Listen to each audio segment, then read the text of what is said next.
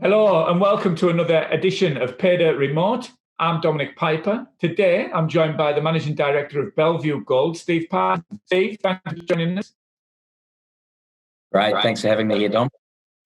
Steve, it's been a very busy couple of years for you, full stop, but in the last week in particular, because you've raised $26.5 million on the market.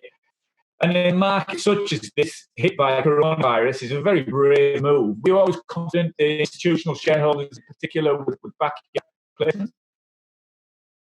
Oh, look, without a doubt, it's definitely a difficult time for everyone in this market.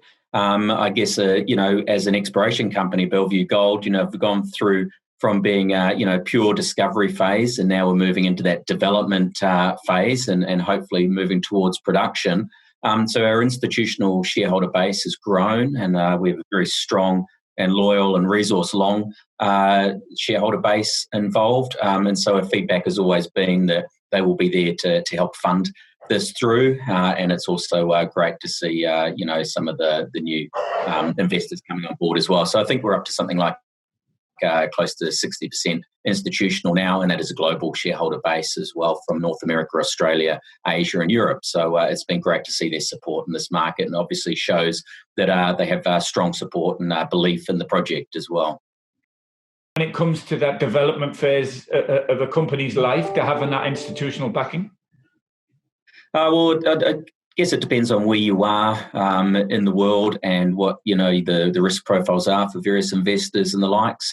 But as you look to grow your business and as you look to move into that stage where further capital is required, having institutional groups that are resource long, that have deep pockets, that understand the resource sector is obviously really important and gives your project and your team a good tick of approval. We have a clear path, a clear runway now for a good 18 months of continued exploration and moving the project forward into development.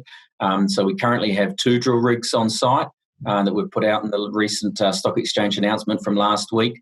The majority of our phase 1 infill drilling to get us into the indicated category is all now completed. And so now it's moving into phase 2, and so that's further step out growth from our new discovery at Bellevue called the Deacon lode, very high grade at about 12 grams per tonne, and also infill drilling. And so 2 rigs will be able to handle that for the remainder of 2020 and into 2021. And we will also see us drilling with an exploration drill rig targeting some of that regional targets that haven't been explored for 20 years.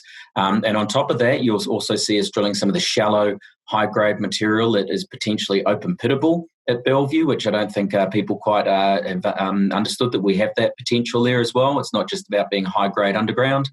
And then on top of all of that, the dewatering is continuing, and hopefully we'll get something out to the market and how that is going very, very soon. And of course, all of that will lead into scoping study work and feasibility study work later this year as well. There's a lot of expectations in the market these days about Bellevue. How have you come to meet those expectations, and is it getting harder to meet them as you go along, or easier? Oh, look, I mean, it's been amazing, the ride that we've had over the last 2 years or so since the discovery drill hole. And you've got to remember, when we acquired this property, the rhetoric was very much, you will never find anything on this property ever again. It was completely, barren, and there wouldn't be anything to be found. And that was from 20 years ago. And then, of course, being held by nickel companies for 20 years, of course, nobody actually went and tested to see if there was potential for gold. And so when we had that original discovery hole of 7 metres at 27 grams per tonne from surface and, towards the end of 2018, it's been rapid resource growth. We've been very fortunate that, the lodes keep on continuing, and we've found multiple lodes. So I think on average, we've been discovering gold at about 80,000 ounces a month since that very first day that we started drilling on the property. And it certainly looks like we'll be continuing at that same sort of rate as well. And the grade has been super consistent. Every resource statement we've put out has been, above 10 grams per tonne gold. And we expect that to continue as well. Steve, juniors are often a one-man band with a MD who's a geologist and maybe one other geo in the office and getting out into the field. But you have a very experienced exploration team behind you. How important is something like that been for you and making this discovery and adding to it down the last 2 years? Yeah, look, the team is very, very important. And you're right, as a junior company, it always starts out very small with a handful of people. Our exploration team is without a doubt a great team. They've done very, very well, and that's led by Sam Brooks, our chief geologist. And behind Sam, there's a whole bunch of geologists that have been very loyal and very smart and been able to, target where the next gold discoveries are. And we've had great success because of that. However, in the last 6 months, you've seen the management team grow as well. And we've recently brought on board 3 new people, a human resources person as we grow and build the people around us and the culture in the company as we move to development. We've brought on board Craig Jones, ex-Northern Star, as the engineer chief operating officer, who's got a wealth of experience in building mines from start all the way through. And so he's a crucial player in getting us to the next stage. And we just recently brought on board Luke Gleeson as head of corporate development as well. And Luke's background is very well known in the industry, being an ex-Northern Star as well. And so, again, it's really about building that team to take us through not just the exploration phase, which is obviously what we're very good at and will continue to do, but to move us into the development and production stage. We've often seen juniors take on these big projects and then struggle to develop them. We've seen a number of occasions in Western Australia in recent years. It's a very leading question, but what will make Bellevue and the Bellevue project different? Well, look, I mean, there's a couple of key things about it, and I guess the first one is the grade. I mean, it's a standout high-grade gold project. It's the second highest-grade ore body in Australia outside of Kirkland Lake's Swan Zone. The resource continues to grow. It's been very consistent. And the metallurgy that goes with it is absolutely bomber as well. And we're getting 98.5% recoveries and a very, very high gravity component with free gold as well. So that's the real standout for us.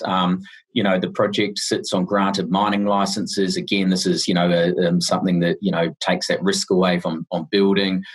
Because of the grade, the capital costs will be much, much lower than you'll see on other other ore bodies that might be going at less than a gram or a gram and a half, grams per tonne gold. And so this is a magnitude of 10 times higher than that typically.